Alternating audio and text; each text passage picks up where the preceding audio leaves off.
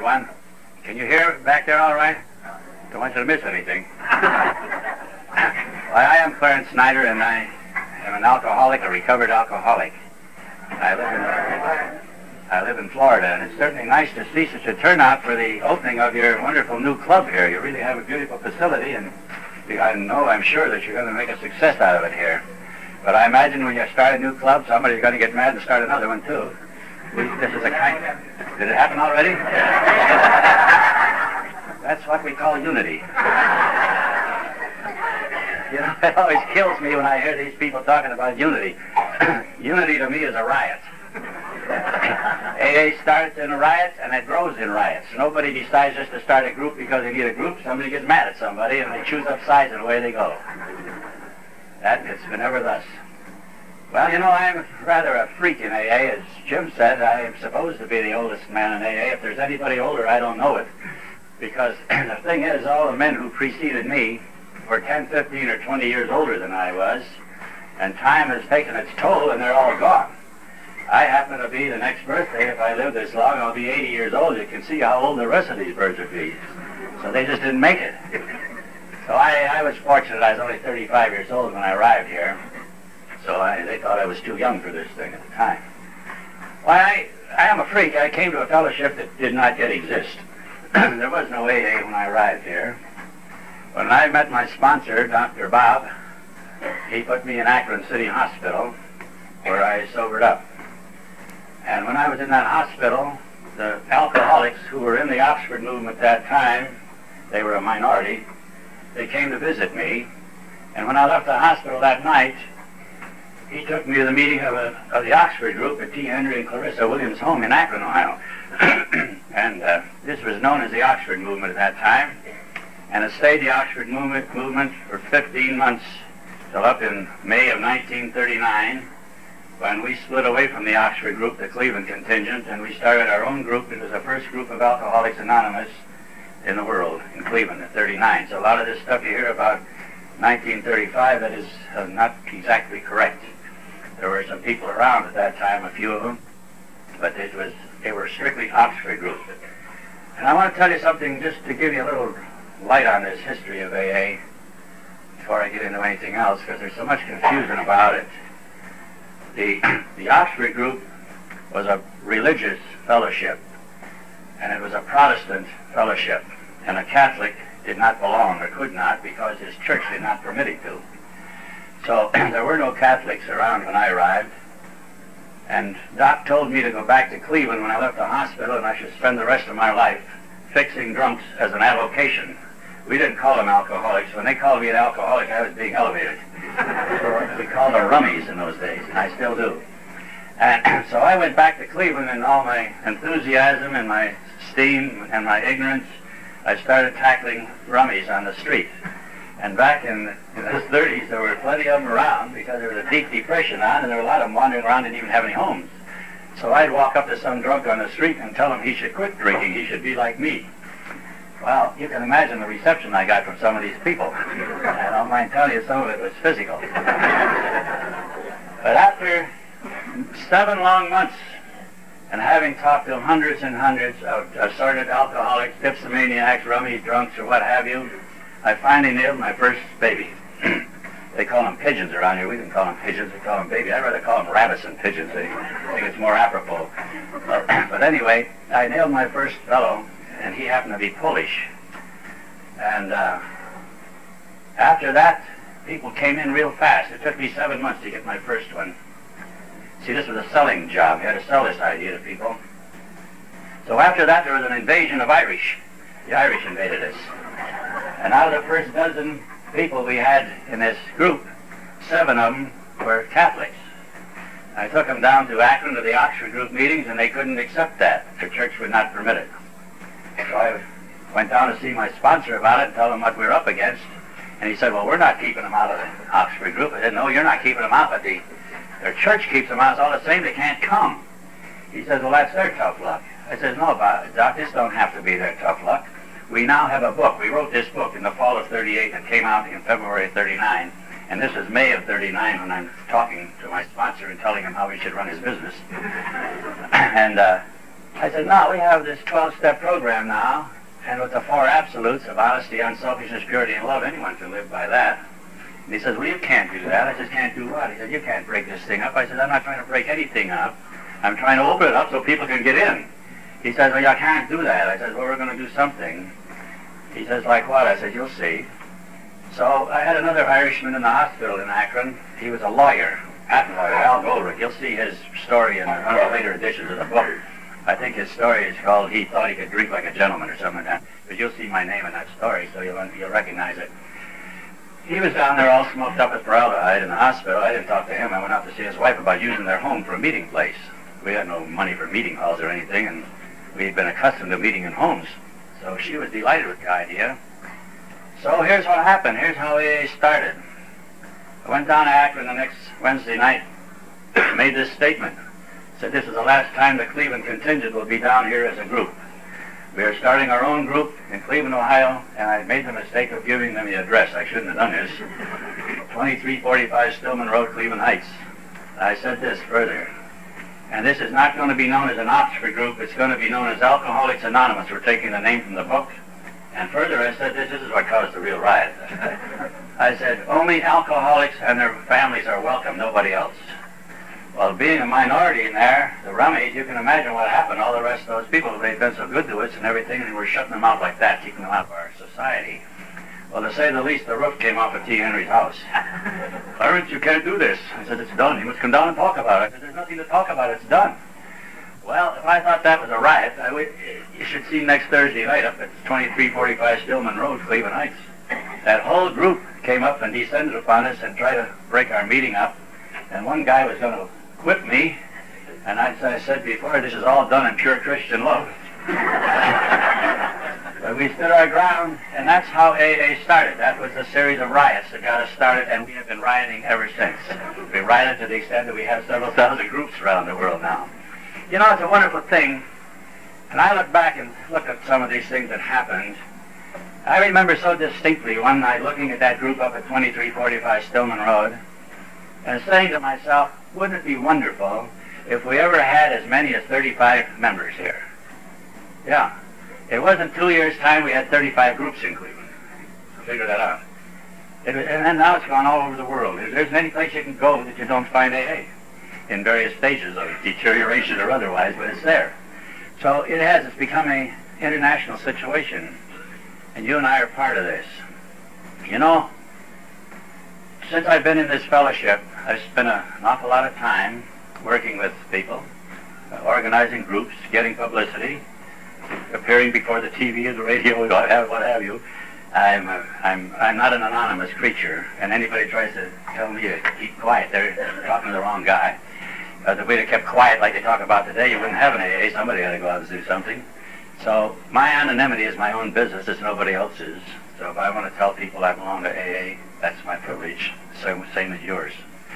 And I tell them. And I've been around a good deal doing this, and I don't see where it's ever hurt anyone, and I will continue to do that till I can no longer get around. The reason is this. Over the years, I've discovered something. I've studied this thing of alcoholism. I have a thick book about this thick at home about the history of alcoholism. It was written back in the early 1800s, and it traces alcoholism back for several hundred years, and all the efforts that were put forth in trying to modify the alcoholic's drinking pattern. And every one of them failed.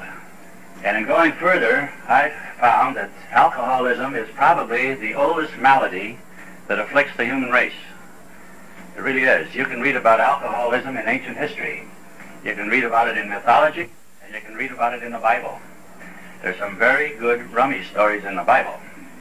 Since this is Sunday, I think I'll tell you a couple of them. You don't have to go any further than the first chapter, the first book of the Bible, I should say, and you meet your first rummy. You meet our friend Noah. He was one of us.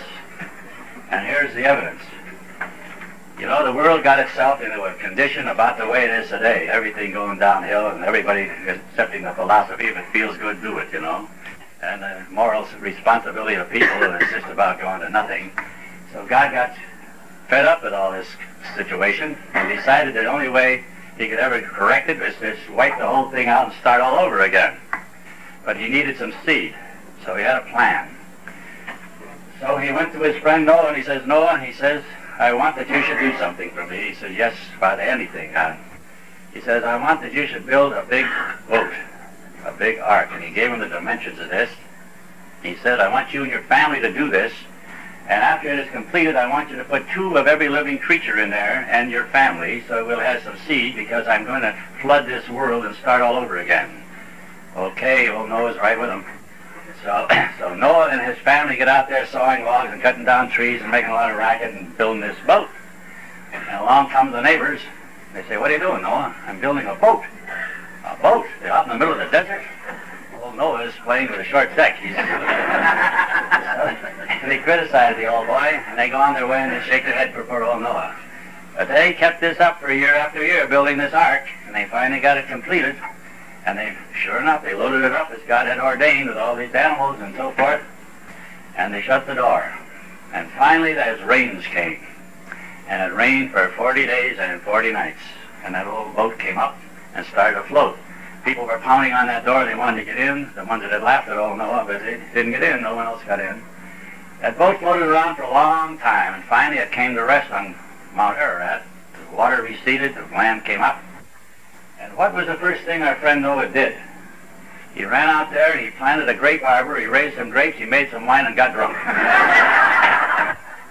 So that's the first rummy in history, recorded history.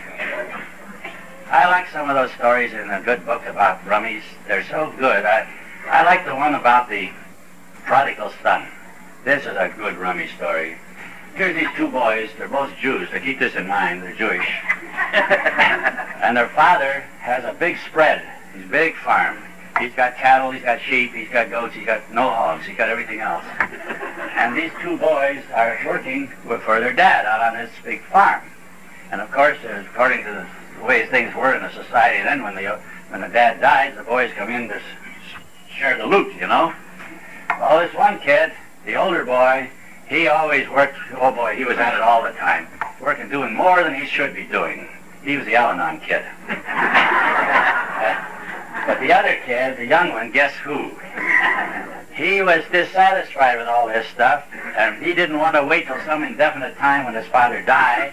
He wanted his loot right now. You know, did you ever hear that before? Just like yesterday. He wants it now so he can enjoy it while he's young. He doesn't want to wait till some indefinite time to get it, so he keeps bugging his father for his share of the loot. So finally his father can't take it anymore. He says, okay, take your share and be gone with it. So he gives this kid his share, and away he goes. Now what does it say in the good book? It says he went into a far country and he squandered his substance in riotous living. Did you ever hear of anything like that? He blew the whole bundle. It's gone. He's tapped out. And that isn't the worst of it. He's in a far country, he's a stranger, and a famine sets in. He can't get a job, he's about to starve, and he has to exist, and he's having a rough time. So what does this kid do? He finally got a job where he could eat. He got a job on a hog farm. Remember, this kid's a Jew. He's nursing a bunch of hogs. And does he eat what the hogs eat? Don't say that in the Bible. It says he ate of the husks of the hogs. He's eating what the hogs wouldn't eat and what they left over. I'd say this kid pretty well hit his bottom, wouldn't you? He did it. So finally he said something very important. It says there, he came to himself. He came to himself. This is what you and I had to do. We came to ourselves. He says, I starved. My father has much. He said, his servants eat well, and I starve. Then he said this is important, and we had to say the same thing. He says, I will arise and go to my father and tell him I'm unworthy, okay? And I will be as a servant to him. We have to do the same thing.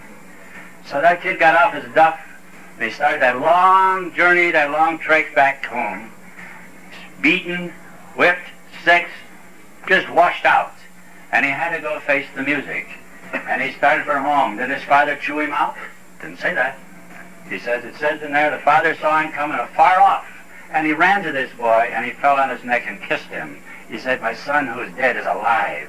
Let's put a ring on his finger, shoes on his feet, a cloak on his back. Let us have a party. Let's kill the fatted calf. Let us have a party. My son who is dead is alive. So they take this kid up to the house, and they're having a big blast. They're having a party, boy, music going and dancing, everybody's eating. Meanwhile, that Al-Anon kid's still out there working. He's out there going at it, and he hears all this racket up at the house. And so a servant comes by. He said, hey, what's all that ruckus up at the house? He says, haven't you heard? He says, heard what? He says, your brother came home. He says, oi, that dirty no good. So he drops his tools, and then he went to the house and confronted his father. Now, this is a very human thing. He goes up to his dad. He says, Father, he says, I have been a good son to you. I've always done more than you've ever required of me. He says, and this no good brother of mine took his inheritance out and blew it on wine, women, and song. He comes back here, you have a party for him. He says, Dad, Papa, you never had a party for me. Eh? Well, his father had to get him straightened out. That's a great story of the forgiveness. Great story of the second chance, you know? That's a rummy story. That kid, boy, he was one of us. I don't have to explain that to you. Well, since it's Sunday, I'll tell you one more. I like that story of the Good Samaritan. Here is a rummy story. Believe me. Here's this bird lying there on the side of the road. He's stripped naked. Everything's gone. And he's all beat up, and he's about half dead, see? And he's lying there in the road, alongside the road. And along comes a priest, and he sees him lying there, and he looks at him. He's a man of the world. He knows what happened to this bird. He got drunk and he got rolled. I don't know if any of you ever got rolled, but this kid did. So he's lying there, and this priest sees him, and he says, ugh, the dirty, no-good bum. He got himself in that condition. Let him get himself out of it. You hear that yet today, you know. So he crossed on the other side and left the fellow in his misery. And along came a Levite, and he's a man of the world, and he sees that bird lying there. Same thing. He says, good enough for the drunken bum. He got himself in that shape, let him get himself out of it. So he crosses across the street and leaves him there. And along came this Samaritan fellow. This guy's a traveling salesman. I'll prove that to you. He's out there. This is a territory he's making.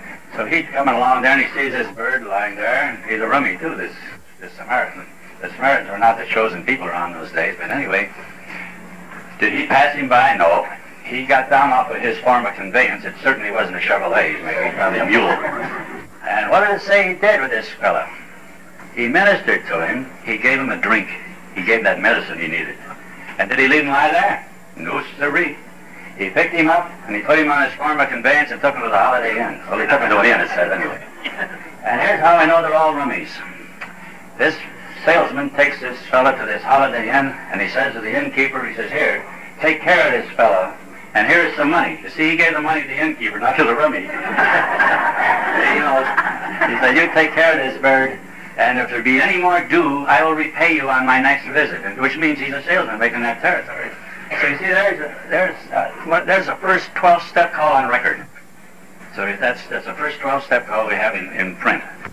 So that's the way. So much for the Sunday school lesson.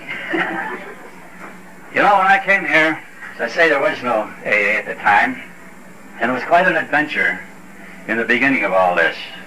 And there's an awful lot of experiences, and a lot of wonderful people I met, and a lot of things happened, and there's a lot of fears and phobias came up. But somehow or other, things worked out, and we had to go out and make contacts with social workers, with church people, with doctors, with hospitals, with dry-out places, all kinds of things that we needed. And it was, this was something to do, really, we had to. And people there never, any of the men around there, never squawked. You give them a bunch of names to go out and chase, they chase them down. The big thing that happened in Cleveland was I found this newspaper man out in a bug house. His wife had him probated. Elric Davis was his name. And he'd been drunk. He'd been kicked off of almost all the newspapers in northern Ohio. And she just had enough of him, and she had him probated and put away in this loony bin. And he was out there. And some fella called me about him, not an alcoholic either, some fella that knew him. He told me about Elric, and he said, there's a good man if we ever get him straightened out. So he and I went out to see Elric, and I took the AA book out and talked to him about getting straightened out. And boy, he was all for it. He was going to do anything to get out of that loony bin. So I left the book for him to read, and he wanted to get straightened out. So we had to go out and talk to his wife into letting him out, which she did. This was quite a sales job, believe me, worse than talking to him. So she finally agreed to let him out. And when he came out, he wrote a series of articles that appeared in the Cleveland Plain Dealer. And man alive, we got hundreds and hundreds and hundreds of inquiries from those articles. Following those articles, another newspaper man wrote 3 days on a history of alcoholism. Then some preacher that tried to fix me years before, very unsuccessfully. When I was sober a year, I went back to see this fellow. I thought I owed him something. And, you know, it shocked me. I was sober a year, and I went back, and he didn't even know me. That was quite a change, you know. He'd never seen me clean, never seen me sober, never, you know, never seen me with civilian clothes on. I always had mission clothes on. So he didn't know me. He got so excited, he wanted me to bring some of the fellows up to his house that evening or the next evening or something, which I did. I took 3 of the boys up there, and he had some of the outstanding citizens in Cleveland there. He had Dr. Bishop at the Lakeside Hospital unit. He had the mayor up there. He had 2 judges. He even had the county coroner up there. And they were listening to us, to these stories till 2:30 in the morning. They never heard anything about it. There never had been anything the drunk had ever recovered. Here's some guys recovering. This was entirely new in history. Well, that preacher got so excited he preached a sermon on Sunday. And his sermon, every Sunday the Cleveland Plain Dealer used to put, on Monday, they published one of the sermons for someone on Sunday, and they put his sermon in the paper. And he preached on Mr. X and Alcoholics Anonymous. He took the story of my life. And that was the first pamphlet AA ever had. He had to put it in pamphlet form. I just mention these things to show you how things start to work together and get cohesion here. Well, when those articles come in from the Plain Dealer, those hundreds and hundreds of them, they all came to me, and I would hand so many to you on Monday morning, and you'll give them to these fellas on Monday, and I tell them to report to me on Wednesday what they did with them, just like a sales manager. And they'd go out and do it. And they were anxious to do it. So all of those people got covered. The ones that were from out of state, I used to sit down at night and write correspondence courses in AA to people out here in Milwaukee or what have you, you know. This is a wonderful experience. When you look back on it, it's unbelievable that these things can happen, but they happened. I think this whole program has been, I know it has been, God-directed from the start. And, you know, God uses the most impossible creatures to do his work. He picks people that nobody else would pick. And it's true. I often said if I were to pick somebody to do the job I did in AA in the beginning, I'd be the last guy I'd pick, because I had no qualifications for it. But I did it. It wasn't that I'm so smart. I was just stupid. But it worked. And some of those people in the beginning that did things you wouldn't believe when you hear their stories. But I found out that alcoholism is probably the oldest malady that afflicts the human race. I found it out in my years of being around here. And I found this out also, that up to the time that we started AA here, the alcoholic only had 2 options. And this has been down through the centuries. Remember, there have been millions and millions and millions of alcoholics who stumbled across the face of this earth and have existed and died in alcoholism and in misery, and in many instances carried some of their friends and family down with them. This has been going on for centuries, really. And up to this time, the alcoholic only had 2 options. He could go crazy, or die, or both. About 40 years ago, when this program came into existence, the alcoholic got a 3rd option. He can still go crazy, he can still die, but now he can get well. And this was never in history before. This gives us something to think about, and something to realize, and something to be so thankful for. And it gives us a responsibility. Now, why do people, after all these centuries of this misery, why do they walk into this group here, this meeting, or this bunch, or this society of ours, and bingo, after all this tragedy they're having in their life, they turn around and start flying straight? Why? Why? Well, why didn't this happen before? I think, I really believe that one day God looked down on these rummies and says, I got to do something with those birds. And so this is the way this thing started. Well, anyway, we have a plan, and we have a program. I hear all kinds of black about my program, or his program, or her program. I don't know what they're talking about.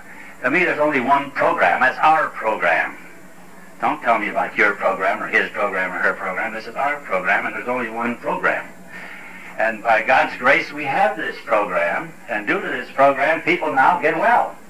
Anybody can get well that comes in here if he's qualified. Now, what's the qualification? I don't believe a lot of this garbage that I hear about the qualification is just to stop drinking. Stop drinking what? Milk? That's all hogwash. Qualification for membership in Alcoholics Anonymous is this. You must be an alcoholic who wants to quit booze, and really means it. Really means it. A lot of people come to kidding themselves and kidding everybody else. They just come in here for a ride or to get out of some immediate problem they're into. But I have a qualification myself. I don't work with new people anymore. I don't have the chance or the time, because I get new people, I turn them over to other people that need that exercise. I don't need that anymore. I work with people who've been around AA, around it, drunk or sober, for months or years, some of many years. And they hear, some of them are awful miserable. They hear about this freak down in Castleberry, Florida, that has some way of fixing drunks in 2 days, taking them through the steps, and they never drink anymore, and everything changes. So some of them get curious, and some of them mean business. A lot of them do, and they call me. I don't get anybody from my own home bailiwick. The prophet is without honor in his own home, you know. You go 50 miles away, I'm an authority. At home, I'm a bum. But this is always the way it is. So they call from all over, and they want to come down and get fixed. We call it fixing. And they come, and here's my qualification. When a person comes, man or woman, girl or boy, whatever, first of all, they have to be an alcoholic. They have to know it, I have to know it, and they have to admit it. That's first. Bingo. Number one. The second thing I want to know from them after I've assured that they're alcoholic and they know it and they admit it and I know it, I ask you, what do you want to do about it? Well, I want to quit. What do you do? Well, a lot of people quit if I'll quit for them. They don't like that too well. So the third question I ask them, this is the important one. And I have to get the right answer to this question or I don't have anything for this bird. I say, what are you willing to do to quit drinking forever? I don't talk about 24 hours or 24 years or whatever. Forever. Brother, that's a long time. Especially for some dodo that's never made a week in his life. Forever. You get some funny answers sometimes to that one. But I keep coming back till I get the answer that I have to have. And when he or she tells me they're willing to do anything, then I've got somebody to work with. If they don't tell me that, I've got nothing to work with. See, they came to see me to get what I have. I don't want what they have. They can have what they have. But they came to get what I have. And if they're going to get what I have, they'll take it on my terms. And my terms are very distinct. I don't brook any compromise. I can't afford that. They didn't compromise with me when I started out, and I've got over 44 years of sobriety to back it up. And I've got a lot of people running around this world with many, many, many, many years of sobriety to back it up. So I don't compromise. This is an absolute program. So when they tell me that they're willing to go to any lengths, now I didn't make that up. That's in the 5th chapter. You hear it read at most meetings. It says, if you want what we have and are willing to go to any lengths to get it, you are now ready to take certain steps. Okay? That's where I get that. It's out of the program. I didn't invent that. It's simple. So if they're not willing to do that, they can go home. If they are, they tell me they are, then I have the privilege of presenting this program in the way I know it, in the way I believe it, and the way that it'll be successful to them. The first time they start to back up and I start telling them something they're going to have to do, nobody likes to be told anything they have to do. They don't like this kind of bit. That isn't my problem. That's their problem. They come here to get well. And I've got medicine for them. And they're going to take this medicine or don't bother me. Because I only have so much time, so much effort, so much interest. I'm just not going to bother monkey with people trying to play games. But when a person comes to me, I assume he's not playing games. So he's going to take it the way I give it to him. So my 12-step program is what I present to him. The 12-step program is very simple. But people can screw it up. An alcoholic can screw up a 2-car funeral. I mean, what they do to this program is pitiful. And so simple. There are 200 well-chosen words in this program, and any kid out of the 2nd grade can pronounce any word in it and understand it. There's no 5-syllable words in this program. But there's 4 phases to our program. The first phase of our program is the first step, and that's the phase of admission. I admitted I was powerless over alcohol, that my life had become unmanageable. You know the problem with that first step? People never hear the second part of that. They hear the first part, and they get yammering about drinking and alcohol for the rest of their life. For year after year, they're yapping about alcohol and how much they drank.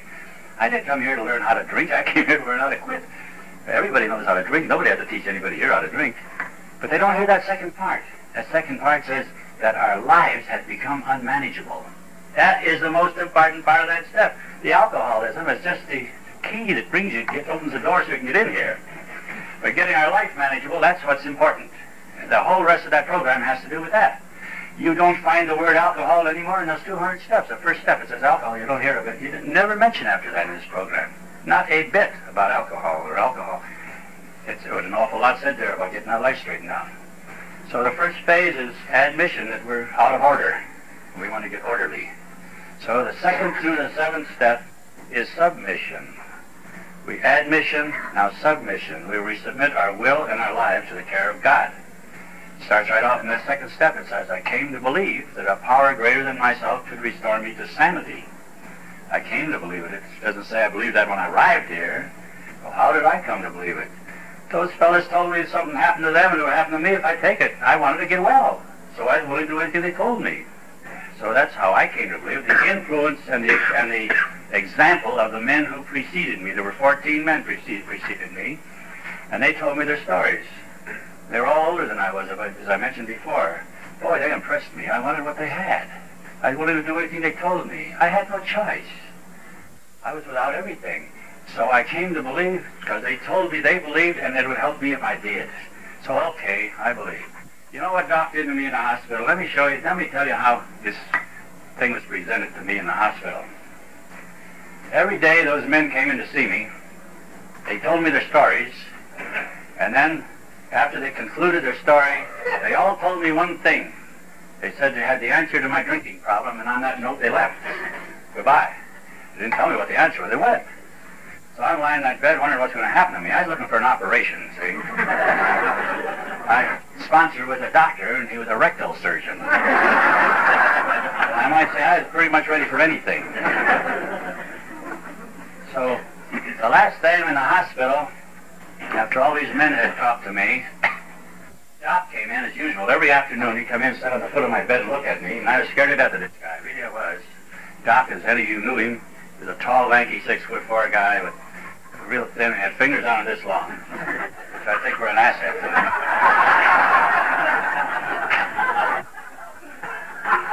And he used to poke me in the chest with his finger. I hate a guy that pokes me when he's talking to me. It's almost as bad as those guys that put their nose up against you when they're talking. Well, anyway, he looks at me, he says, well, young fellow, he called me young fellow. He always called me young fellow until he was mad at me. When he called me Clarence, I know I'm in trouble. When I'm a young fellow, I'm in good stead with him. He said, young fellow, what do you think of all this by now? I said, well, Doc, I think this is wonderful.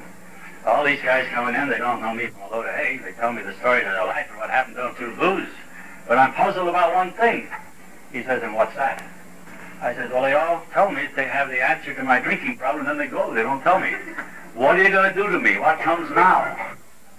He says, he threw me a real curve now. He says, well, young fellow, we don't know about you. You're pretty young, and we don't know if you've had enough yet.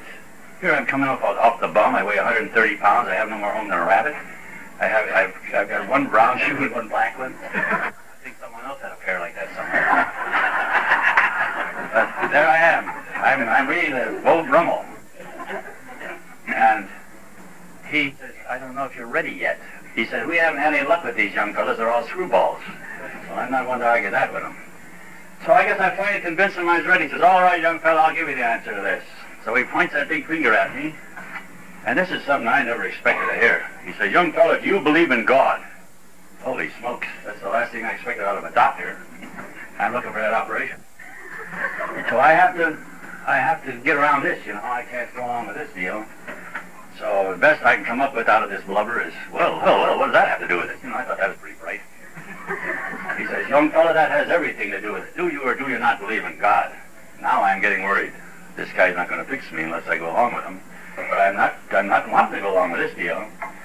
So he emphasizes, do you or do you not believe in God? Well, the next best thing I can come up with is, well, I guess I do. He says there's no guessing about it, you do or you don't. Please turn it over.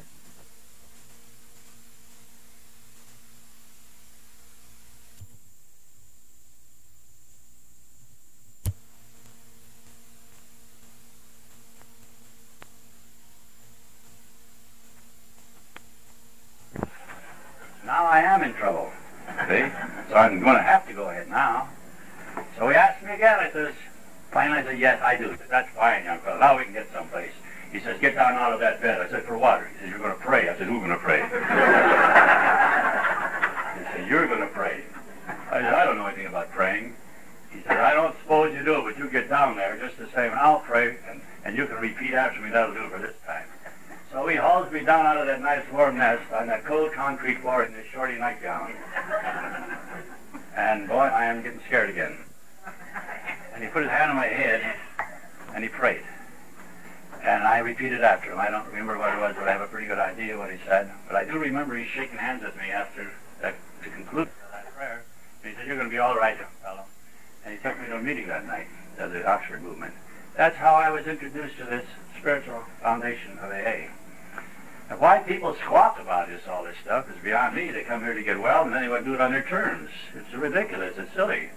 So that's how I started. Well, now I do this. I found out about this program. It has these different phases. The second through seventh step. Second step says that we came to believe that God should restore me to sanity. Third step says we made a decision. To turn my will and my life over to the care of God. That's quite a decision. Believe me, for somebody who's been running away from him for so long. The fourth step, most people fail in AA in two places. Well, first of all, they screw up step number 1. They have to do that. Then they get step 3 and step 4 all mixed up. Step 3, it says, I made a decision to turn my will and life over to the care of God. And so they start to figure out who God is. And some of them, they say he's an electric light bulb. Somebody said he's a chair. Somebody said he's a group. Somebody said he's something else. I'd hate like the devil to trust my everlasting soul to a light bulb or a chair or a table or an AA group either. For that matter. Believe me. So we have to define who this God is, And the sooner we do this with a new person, the better off everyone is. But he has to make a decision to turn his will and his life over to the care of his character. When I used to be, I suppose, like a lot of people. To me, God was some old man sitting up and way up here with a long light white gown and a long white beard writing dirty things in a book about me. See? Well, that was my conception. I had to get that changed. To turn my will and life over to a creature like that, you're not about to do that unless you hurt real badly. So alcoholics will never do any of this till they hurt. We don't do this by reasoning. An alcoholic never thinks. The people that bring those things signs, you ought to take those things signs down. You got them in? No, you don't. You're lucky. You don't have any things signs. I'll never put that up. It's an insult to an alcoholic. We don't think, we emote. No alcoholic ever does anything until he hurts. If you hurt bad enough, take the program. If you don't, forget it. You'll make up your own program. That's exactly the way it goes. So, we made a decision to turn our will and life over to the care of God. That is quite a decision. Then the next step, that's one they fail on because they try to put everything in there but God himself. The light bulb in the chair and all this garbage. Well, the fourth step, this one they really get screwed up on, especially girls. These people come to our house, men and women, and it never fails when some gal comes to take them through these steps in 2 days. She brings a sheet of papers this thick with all the garbage written on there that she ever did in her life. I don't know how the poor souls remember all this stuff. I operated so much in blackouts. I never knew where I was yesterday, let alone what happened 9 months or 9 years ago like they have. But they have it all written down there, all the dirty, goofy stuff and all the bed scrawling, all the stuff they've ever done. And I know what's in there. I don't have to read it. So the poor dears hand me this for their fourth step, and I turn around and drop it in the wastebasket. They faint. Well, that isn't what this fourth step calls for. It's not the detail. It isn't the details of your transgressions. It's what caused you to cause these. What made you put you together and made you this way. The weaknesses in our character. And there's 20 questions that I ask people on that fourth step. I write them down on a piece of paper, and I ask individually each question. They tell me whether they have it or not. So I go on, and the rest has to do with self-pity, self-justification, and hate and resentments and all that. But there's 20 of them. So usually people wind up with 10 or 12 that they tell me they have. Well, that's what I call the fourth step. They have to find out what's causing them to be the boobs that they are. So these are the things that cause us to be anything but what we should be on the straight and narrow. So we have to get rid of those different things, these resentments, these hates, and these gossiping and all that sort of thing. So it says there, we made a searching and fearless moral inventory. That's the moral inventory. It's not the details, because the next step tells you it isn't. It says we admit to God, to ourselves, and to another human being the exact nature of our wrongs, not the wrongs themselves. I'm not interested in the wrongs. I know what they've all done. They've all done the same thing, as much as they can get away with. So, to admit to God, to ourselves, and another human being. It tells me in a good book, where 2 or 3 are gathered together in my name, there will I be also. So there's the 3 of us there, see? All right, then it says the next step, this is good. We were entirely ready for what? To remove these? No, we can't remove these. To have God remove all these defects of character. All of them. Can you imagine that? There's some defects of character I'd like to keep. They're fun things. But the program don't give me that option. It's all or nothing at all. I'm a rummy. I never do anything halfway. You're a rummy. You don't do anything halfway. It's whole hog or nothing. And we have to do the same thing when we recover. But people just don't seem to want to do that. Because this is all or nothing at all, this program. We're entirely ready to have God remove him. I can't remove him. He's going to remove him. If I could have removed him, I'd have done it long ago. So would you. But you can't. I told you that in the first step. You admitted you're powerless. Your life's unmanageable. You can't do it. So you have to hire a manager. You hire the manager, step 3. So you have to depend on this manager to do your work for you that you can't do yourself. How about that? That's simple, isn't it? So the 7 steps says, I humbly asked him to remove these shortcomings. When you go through the steps with me, you're on your knees in step 3, and you're on your knees in step 7. You do it. And believe me, that step 7, when they're down there, these biggest people, it's cracked up. They go all apart. They come apart. Some of them do, really. So I kind of expect it sometimes. They just dissolve. Something happens to them. After 7 steps, I tell every person I ever take through, you are the cleanest person in the world right now. The cleanest person, because he's asked forgiveness for everything he's ever done. And he's forgiven. The Lord will forgive you everything if you ask him and you believe he'll answer you. Because they're gone. In the 7th step, all that stuff's gone. And I say, you're the cleanest person in the world. I said, you haven't had a chance to do anything else yet. I said, but you'll make mistakes. That's why we put rubbers on lead pencils. People will make mistakes. But we have a provision in this program to take care of mistakes. You see? We have to go and do our restitution in 8th and 9th. After 7 steps, I send them back to their room or wherever they are, and tell them to write down the names of every person in the world they owe any apologies to, living or dead. And anybody they owe money to, anybody they've gypped, anybody they stole from, whatever, they owe any restitution. Write it down on a paper and bring it to me in the morning. And they bring me this list of stuff in the morning, and some of them are really rough, believe me. And I tell them what to do in every instance, and they take care of it, so the restitution is taken care of. It's very bad, it could be very bad for a new person to go out and try to make restitution by himself, because he can create carnage out there, trying to get his own skirts clean at the expense of someone else. So it needs someone there to help him, so I tell him what to do. So obviously, you can't make amends to every person because a lot of people are not here. They're not in your orbit. They're dead or they're gone. You don't know where they are. Well, what do we do in that case? We ask our manager to take care of it. Isn't that simple? What do you got a manager for? Let him handle it. What you can't handle, you let him handle. So you ask him, he take care of that. So forget it. So after 9 steps, we're new people. We're new people. Now, after taking 9 steps, hear that. Get that in your head. After taking these 9 steps, not reading them, not listening to them, doing them, forget them. You don't have to mess with them anymore. You're done. See what a simple program I have? I don't have to worry about 12 steps. I live on 3 steps now. Because those other 9 steps have cleaned me up. I'm a new person. Now I live on the last 3. Step 10 is going to take care of me. It says in there, it's another inventory step. It has nothing to do with step 4, whatever. People get those 2 steps screwed up. Step 4 and step 10. Step 4 says a moral inventory. It doesn't say that down there. It says we continue to take personal inventory. And then also it says something else in that step. And when we were wrong, we promptly admitted it. Boy, oh boy, that's unfair to do, admit he's wrong, not me. No, that personal inventory has to do with our daily activity, how we live today. I have to have a very simple program. I'm not smart enough to go through all these programs that some of these monkeys are tied up with, all these psychiatrists and psychologists and yogi men or what have you. I can't handle this stuff. I have to have something simple. I'm too stupid. So my program is very simple. Here's what I do with my 10th step. At night, my day is through. I'm all done. I'm in bed. It's my prayer time.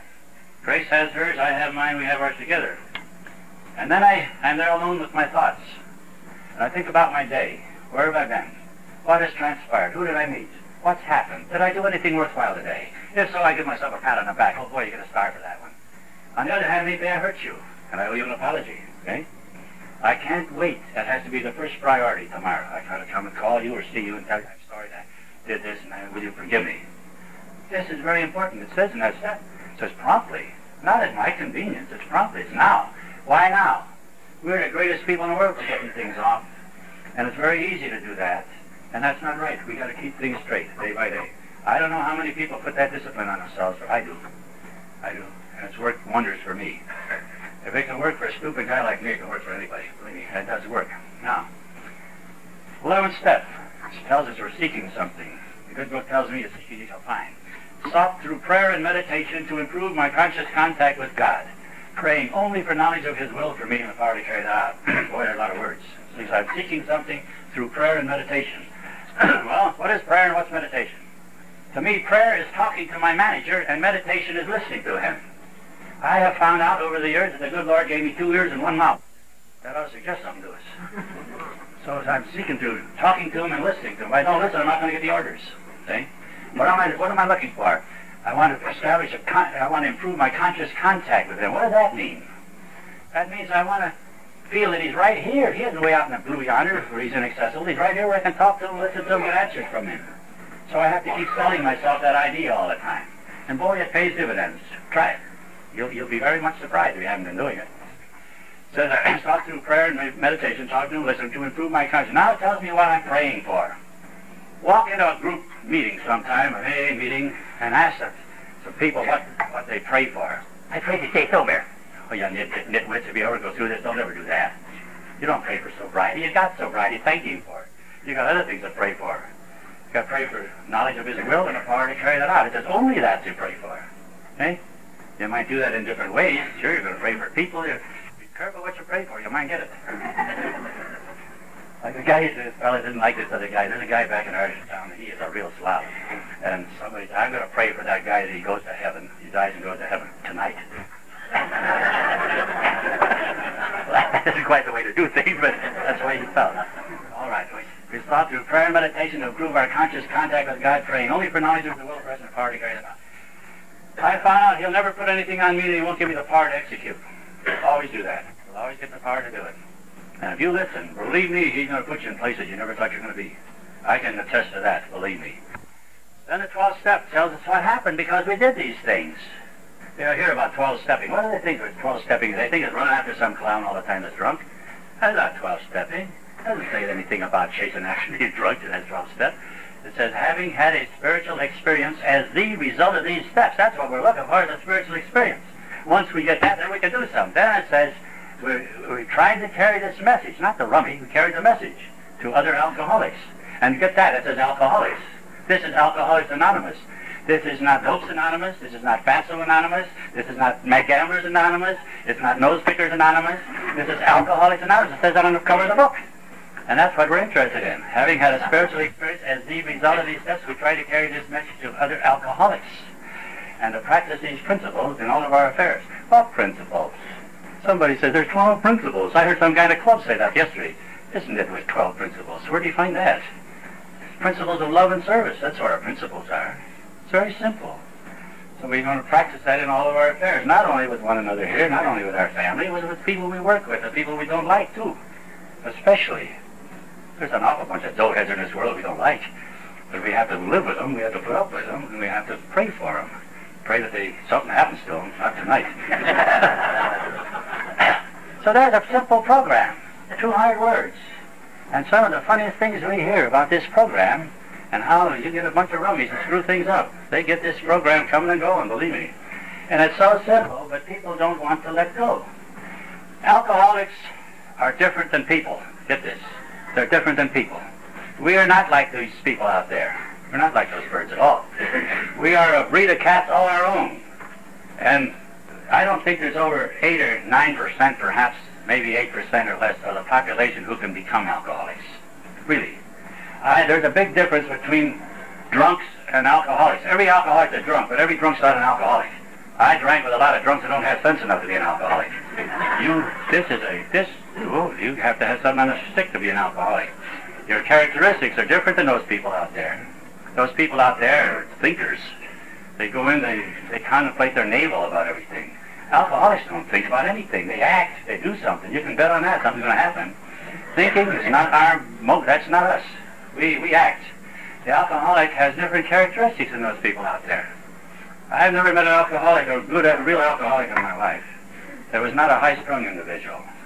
I never met one that wasn't, he's very sensitive soul. He's always going around looking for someone to hurt his feelings. He's the biggest liar that ever wore shoes. He's quick. He don't think deep. He's not a deep thinker. He'll never pose for the statue of Rodin's thinker. But he acts. He'll do something. He is a man or a woman of action. And his mental processes work different than people. He's always conniving. He's always figuring something out. There's some deal going on here or going on there. He got 14 irons in the fire all the time. Yeah, he's something else. He's a very lonely person. He'd be lonely in a crowd. He really can. You see him walk into AA groups meetings. You see him walk into these meetings, and they sit in that back row. There's 100 people in the meeting, and the guy's lonesome. They'll come in here and sit around. He's got all this opportunity for fellowship here, and some of these guys and gals are lonesome as all get out. They really are. They're lonely people, and they have great potential. They have a terrific imagination. Alcoholics have a terrific imagination. They should all write books, and they have ingenuity. There's no stopping a rummy. A rummy can operate on 30% of his efficiency and beat the socks off of those earthlings out there. They're operating on 80%. Any day in the week, they do it. I know I did it myself. I remember that last job I had. My God, I worked for a bank and they made an officer out of me and everything. And I just got fired off of one outfit I worked for 7 years. They transferred me. They gave me a promotion. I was running an office for them in Southern Ohio. They fired me for being drunk. I came back to Cleveland and by a fellow that originally hired me in the finance business was on the board of directors of that bank. And they had gone into the finance business and they were ready to take an awful bath financially. They were crying the blues in their directors meeting. And he said to them, he says, hey, I know the guy that can clean us out of this mess. I know the best finance man in the world. He's talking about me, if you can imagine this. He just got fired. But he didn't tell him that I got fired. He says, I think he's available. So they send that man down. So I went down there, and all the officers, they had a conclave and hired me to work, and I had to set up a department in that bank and get them, and I did. I worked for that outfit, and I remember, I was drunk when they interviewed me. I was familiar. I was never sober. I was not, there's two kinds of drinkers. There's the periodic and there's the chronic. I was not a periodic. I never suffered like those people did. I was drunk all the time, but people didn't even know it. This is my normal way. They go, well, I wasn't falling down drunk all the time, but I was always under the influence. So they hired me, and boy, they were in a panic, and they hired me. And I went to work for that outfit, and they made me a junior officer, if you can imagine this. And that, of course, didn't make a big hit with a lot of those old Irishers working in that bank. They'd been there for 20 years. What's that guy getting that for, Well, anyway, I worked for there 3 years and a half. I cleaned up that mess and saved them all that money, did them a wonderful job, and I was never, as I stand here, I was never sober one night in the 3 years and a half. I'd go in there every morning stinking them out with that failed booze of mine. And I did them a wonderful job. Finally, they had to let me go because I was forgetting things. And they didn't know what I was doing there, but I was delivering. My desk was piled like this with stuff. They didn't know what was on that desk. I knew. When I wanted something, I knew right where to pull it out. And I never told this help of mine too much, any one of them too much. They didn't know either. This is the way a rummy will do. I'll tell you something. The day came and I had to leave, and I was supposed to go down to the president's office and get my last checks. And I went down there, and he wasn't in his office. I waited a long time. I'll never forget this. Finally, he came in, and I think I know why he made me wait all that time. But he wanted to give me the last hurrah and give me the last boot in the britches, So he finally told me what an opportunity I blew, what I got to become in that bank. That old stuff they give you, you're so great. And then finally he gave me my checks, and I went upstairs to my office. And what do you think was up there? I had two great big desks there, and they're full of presents. They're having a going-away party for me. I'm getting fired. Nobody but a rummy can do this. Yeah, and fired me, and I stood there like a damn fool in balls, And away I went. I took my goodies in the basket, and away I went home with them. I never saw any of those people again until 1942 when I landed in the Army down at Fort Knox. I ran into two of these guys who used to work for me. What a reunion. We got our pictures taken in those tanks and sent them up to the bank, showing where we were winning the war all by ourselves, the three of us. Oh, it was something. But this is what happened, and I cleaned them up. You know what happened to them? They had to hire 13 people when they fired me. 13 people. They had to put a whole new system in because they didn't know my system. This is a rummy. Well, so much for that. I think I see the boss looking at his watch over here. Do we have to? Is it red up or what? It's out of hockey. That's the first thing a rummy does is get a watch. It's to run down to Uncle Phil's and look in the window to see if they loaned his watch everybody. Oh boy. Well, it's wonderful talking to you folks. It's wonderful being here. And you're a real bunch, and you're going to have a great time here. I know that. And I hope you have a good ride with the other bunches split away. A good successful ride. That's AA. But keep this program simple like I do. Have fun. Enjoy life. Don't be worried about anything. You put your trust in your new manager and ask him for direction, and you get it, and everything comes along. And it just happens. I've seen this all my life since I've been dry. You know, when I came in this is 1938, if you remember, that was a bad depression. There's not too many people here remember that, but any of you people with gray hair can remember that there was depression in the 30s. A lot of you people weren't born then. But it was fierce. And I recall very few rummies had cars. The ones that did didn't have running boards. they were driving junkers. You know what happened to me when I came in here? I couldn't go back in the banking and finance business because I was more or less blackballed. And I don't think I could have handled it anyway. And so I had to do something. So I went to work selling automobiles. Me, I don't have 5 cents in my pocket, and I'm driving not one new car, I have 2. I have a new Ford and a new Mercury for demonstrators. And they're in my name, if you can imagine this. And these other poor stops are driving these junkers, or hooking rides with other ones as junkers or something like that. And I'm driving around 2 brand new cars. I'm hauling drunks around in them all the time. This is rummies. We do these things, you know? Well, anyway, as I say before, it's wonderful talking to you, and best of everything to you. I could talk here all day. All night, I guess you know it too. But so it's off now. And I hope you all come to Florida sometime and visit us. And you'll find that AA is pretty much the same everywhere you go. You have people who believe in it. You have people who experiment with it. You have people that just flown it. But get on the ball, any of you who are not on the ball. Get on the stick. It's simple. It's easy. And don't make it tough on yourself. I try to take, that easy does it. I believe that. I really do. So that's why I have an easy program. I live on 3 steps, but I've taken those other 9. That's the secret. Well, thank you very much for being a very attentive audience and listener. Thank you, and best to you.